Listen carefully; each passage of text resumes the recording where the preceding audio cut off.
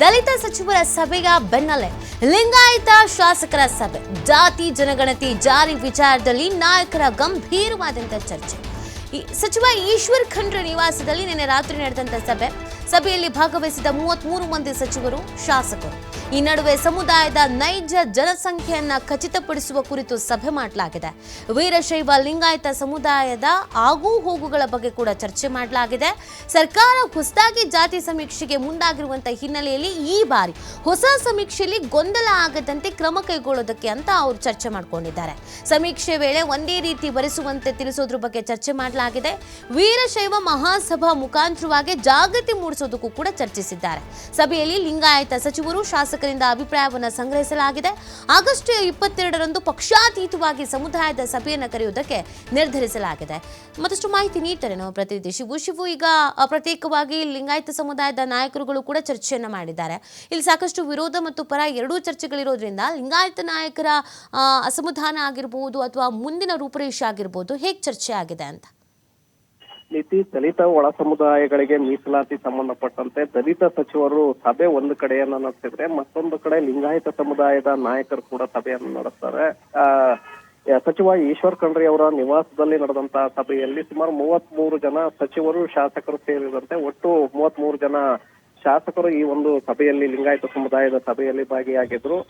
ಪ್ರಸ್ತುತ ಜಾತಿ ಗಣತಿಯನ್ನ ಹೊಸದಾಗಿ ಸಮೀಕ್ಷೆಯನ್ನ ಮಾಡೋದಕ್ಕೆ ರಾಜ್ಯ ಸರ್ಕಾರ ಮುಂದಾಗಿರುವಂತಹ ಹಿನ್ನೆಲೆಯಲ್ಲೇ ಕಳೆದ ಬಾರಿ ಕಾಂತರಾಜ್ ಅವರ ವರದಿಯಲ್ಲಿ ಏನೆಲ್ಲ ಮಿಸ್ಟೇಕ್ಗಳಾಗಿತ್ತು, ಮತ್ತೆ ಲಿಂಗಾಯತ ಸಮುದಾಯದಲ್ಲಿರುವಂತಹ ಒಳಪಂಗಡಗಳನ್ನ ಯಾವ್ಯಾವ ಬೇರೆ ಜಾತಿಗಳಿಗೆ ವರ್ಗೀಕರಣವನ್ನ ಮಾಡಲಾಗಿತ್ತು, ಮತ್ತೆ ಕೆಲವು ಕಡೆ ಏನಾಗಿದೆ ಅಂದ್ರೆ ವೀರಶೈವ ಅಂತೇಳಿ ಜಾತಿ ಕಾಲಂನಲ್ಲಿ ಬರೆಸ್ತಾರೆ, ಮತ್ತೊಂದು ಕಡೆ ಲಿಂಗಾಯತ ಅಂತೇಳಿ ಜಾತಿ ಕಾಲಂಗಳಲ್ಲಿ ಬರೆಸ್ತಾರೆ. ಇನ್ನೊಂದು ಕಡೆ ಉಪಪಂಗಡಗಳೇನಿದೆ, ಬಣಜಿಗ, ಗಾಣಿಗ, ಸಾದರ, ಪಂಚಮಸಾಲಿ, ಈ ರೀತಿಯಾಗಿ ಉಪಪಂಗಡಗಳನ್ನ ಪ್ರತ್ಯೇಕವಾಗಿ ನಮೂದು ಮಾಡ್ತಾರೆ. ಸೊ ಇದೆಲ್ಲವೂ ಕೂಡ ಗೊಂದಲ ಆಗ್ತಾ ಇದೆ. ಇದರಿಂದ ನಮ್ಮ ಸಮುದಾಯದ ಜನಸಂಖ್ಯೆ ಕಡಿಮೆ ಅಂತೇಳಿ ಕಾಂತರಾಜ್ ಅವರ ವರದಿಯಲ್ಲಿ ತೋರಿಸಲಾಗಿದೆ. ಹಾಗಾಗಿ ಇದೆಲ್ಲವನ್ನು ಕೂಡ ಸರಿಪಡಿಸ್ಕೊಳ್ಬೇಕು. ಎಲ್ಲ ಒಳಪಂಗಡಗಳನ್ನು ಕೂಡ ನಾವು ಒಂದೇ ವೇದಿಕೆ ಅಡಿ ತರಬೇಕು. ವೀರಶೈವ ಲಿಂಗಾಯತ ಅನ್ನುವಂತಹ ಹೆಸರಿನಲ್ಲೇ ನಾವು ಗುರುತಿಸ್ಕೊಳ್ಬೇಕು ಅನ್ನುವಂತ ನಿಟ್ಟಿನಲ್ಲಿ ಚರ್ಚೆಗಳಾಗಿದೆ. ಹಾಗಾಗಿ ಮುಂದಿನ ಸಚಿವ ಸಂಪುಟ ಸಭೆಯಲ್ಲಿ ಇದರ ಬಗ್ಗೆ ಪ್ರಸ್ತಾಪವನ್ನು ಮಾಡುವಂತ ಸಾಧ್ಯತೆಗಳಿದೆ. ಎಲ್ಲ ರಾಜ್ಯ ಮಟ್ಟದಲ್ಲಿ, ಜಿಲ್ಲಾ ತಾಲೂಕು ಮಟ್ಟದಲ್ಲಿ ವೀರಶೈವ ಮಹಾಸಭಾದ ಮೂಲಕ ಸಭೆಗಳನ್ನು ನಡೆಸಿ ಜನರಲ್ಲಿ, ಆ ಸಮುದಾಯದ ಜನರಲ್ಲಿ ಜಾಗೃತಿಯನ್ನ ಮೂಡಿಸುವಂತ ಒಂದು ನಿರ್ಧಾರವನ್ನ ನಿನ್ನೆ ನಡೆದಂತಹ ಸಭೆಯಲ್ಲಿ ತೆಗೆದುಕೊಳ್ಳಲಾಗಿದೆ. ಯಾಕೆಂದ್ರೆ ಇವತ್ತು ನಮ್ಮ ಜನಸಂಖ್ಯೆ ಅತಿ ಹೆಚ್ಚು ರಾಜ್ಯದಲ್ಲಿ ನಮ್ಮ ಸಮುದಾಯ ಹೆಚ್ಚಿನ ಸಂಖ್ಯೆಯಲ್ಲಿತ್ತು. ನಂತರದಲ್ಲಿ ಒಕ್ಕಲಿಗ ಸಮುದಾಯ, ಆ ನಂತರದಲ್ಲಿ ದಲಿತ ಸಮುದಾಯ ಇತ್ತು. ಆದ್ರೆ ಇದೀಗ ದಲಿತ ಸಮುದಾಯ ಹೆಚ್ಚಿನ ಪ್ರಮಾಣದಲ್ಲಿದೆ ಅಂತೇಳಿ ಕಾಂತರಾಜ್ ಅವರ ವರದಿಯಲ್ಲಿ ತೋರಿಸಲಾಗಿದೆ. ಅದನ್ನೇ ಜಯಪ್ರಕಾಶ್ ಹೆಗಡೆ ಅವರ ಕಮಿಟಿ ಕೂಡ, ಆಯೋಗ ಕೂಡ ಎತ್ತಿ ಹಿಡಿದಿದೆ. ಸೊ ಹಾಗಾಗಿ ನಮ್ಮ ಜನಸಂಖ್ಯೆ ಕಡಿಮೆ ಆಗ್ತಾ ಇದೆ. ಕಾರಣ ನಮ್ಮ ಒಳಪಂಗಡಗಳು ಬೇರೆ ಬೇರೆ ಜಾತಿಗಳಲ್ಲಿ ಗುರುತಿಸ್ಕೊಳ್ತಾ ಇರೋದ್ರಿಂದ ಈ ಒಂದು ಸಮಸ್ಯೆ ಆಗ್ತಾ ಇದೆ. ಇದೆಲ್ಲವನ್ನು ಕೂಡ ನಾವು ಒಟ್ಟಿಗೆ ತರಬೇಕು ಅನ್ನುವಂತ ನಿಟ್ಟಿನಲ್ಲಿ ನಿನ್ನೆ ಮುಖಂಡರ ಸಭೆಯಲ್ಲಿ ನಿರ್ಧಾರವನ್ನ ಮಾಡಲಾಗಿದೆ. ಇದನ್ನೇ ಮುಖ್ಯಮಂತ್ರಿಗಳ ಗಮನಕ್ಕೆ ತರುವಂತ ಒಂದು ನಿರ್ಧಾರವನ್ನು ಕೂಡ ತೆಗೆದುಕೊಳ್ಳಲಾಗಿದೆ.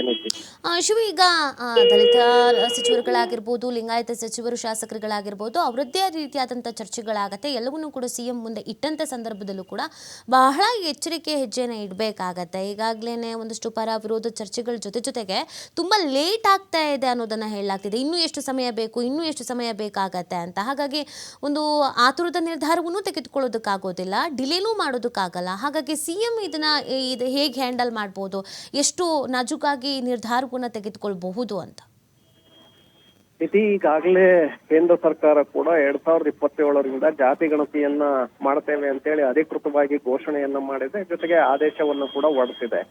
ಸೊ ಇದರ ಬೆನ್ನಲ್ಲೇ ರಾಜ್ಯ ಸರ್ಕಾರ ಕೂಡ ಕಾಂತರಾಜ್ ಅವರು ಕೊಟ್ಟಂತಹ ವರದಿ, ಜಯಪ್ರಕಾಶ್ ಹೆಗಡೆ ಅವರು ಕೊಟ್ಟಿರುವಂತಹ ವರದಿಗಳಲ್ಲಿ ಲೋಪದೋಷಗಳು ಬಂದಿದೆ ಅನ್ನುವಂತ ಕಾರಣವನ್ನ ಮುಂದೊಡ್ಡಿ ಲಿಂಗಾಯತ ಮತ್ತೆ ಒಕ್ಕಲಿಗ ಸಮುದಾಯದ ನಾಯಕರು ತೀವ್ರವಾಗಿ ವಿರೋಧವನ್ನ ಏನು ವ್ಯಕ್ತಪಡಿಸಿದ್ರು, ಇದಕ್ಕೆ ಪೂರಕವಾಗಿ ಅವೈಜ್ಞಾನಿಕವಾಗಿದೆ ಅನ್ನುವಂತ ಹಿನ್ನೆಲೆಯಲ್ಲೇ ಹೊಸದಾಗಿಯೇ ನಾವು ಮತ್ತೆ ಸಮೀಕ್ಷೆಯನ್ನ ಮಾಡೋಣ. ಈಗಾಗಲೇ ಕಾಂತರಾಜ್ ಅವರ ವರದಿ ರೆಡಿಯಾಗಿ ಸುಮಾರು 10 ವರ್ಷಗಳಾಗಿರೋದ್ರಿಂದ ಅದಕ್ಕೆ ಕಿಮ್ಮತ್ತು ಕೊಡೋದಕ್ಕೆ ಸಾಧ್ಯ ಇರೋದಿಲ್ಲ, ಕಾನೂನಿನಲ್ಲಿ ಮಾನ್ಯತೆ ಕೂಡ ಇರೋದಿಲ್ಲ. 10 ವರ್ಷಗಳಿಗೊಮ್ಮೆ ಸೆನ್ಸಸ್ ನಡೆಸಬೇಕಾಗತ್ತೆ.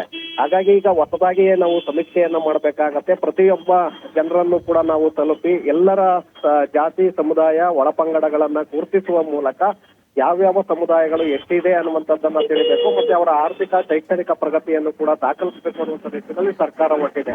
ಹಾಗಾಗಿ ಇದರ ಬಗ್ಗೆ ಈಗ ಲಿಂಗಾಯತ ಸಮುದಾಯದಲ್ಲಿ ಏನು ಸಾಕಷ್ಟು ಗೊಂದಲಗಳಿದೆ, ಇದನ್ನ ಸರಿಪಡಿಸಿಕೊಳ್ಳುವಂತ ನಿಟ್ಟಿನಲ್ಲಿ ನಿನ್ನೆ ನಡೆದಂತ ಸಭೆಯಲ್ಲಿ ಚರ್ಚೆಯನ್ನ ಮಾಡಲಾಗಿದೆ. ಮುಖ್ಯಮಂತ್ರಿಗಳ ಗಮನಕ್ಕೂ ಕೂಡ ಇದನ್ನ ತರಲಾಗತ್ತೆ.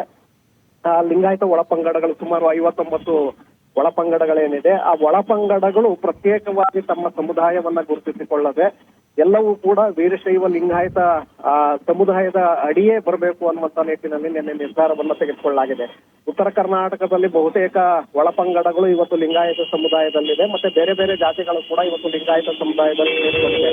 ಆದ್ರೆ ದಕ್ಷಿಣ ಕರ್ನಾಟಕದಲ್ಲಿ ಲಿಂಗಾಯತ ಸಮುದಾಯದಲ್ಲೇ ಇರುವಂತಹ ಕೆಲವು ಜಾತಿಗಳು ಬೇರೆ ಬೇರೆ ವರ್ಗಗಳಾಗಿ ಇವತ್ತು ಗುರುತಿಸಿಕೊಂಡಿದೆ. ಅದೆಲ್ಲವನ್ನೂ ಕೂಡ ಒಟ್ಟಿಗೆ ತರಬೇಕು ಅನ್ನುವಂಥದ್ದು ನಿನ್ನೆ ನಡೆದಂತ ಸಭೆಯಲ್ಲಿ ಆದಂತ ನಿರ್ಧಾರ. ಹಾಗಾಗಿ ಮುಖ್ಯಮಂತ್ರಿಗಳ ಮುಂದೆ ಕೂಡ ಇದನ್ನ ಪ್ರಸ್ತಾಪವನ್ನ ಮಾಡಲಿದ್ದಾರೆ. ಅಲ್ಲಿ ಯಾವ ನಿರ್ಧಾರವನ್ನ ತೆಗೆದುಕೊಳ್ತಾರೆ ನೋಡ್ಬೇಕಾಗತ್ತೆ. ಥ್ಯಾಂಕ್ ಯು ಶಿವ, ತಮ್ಮ ಡೀಟೇಲ್ಸ್ಗಾಗಿ.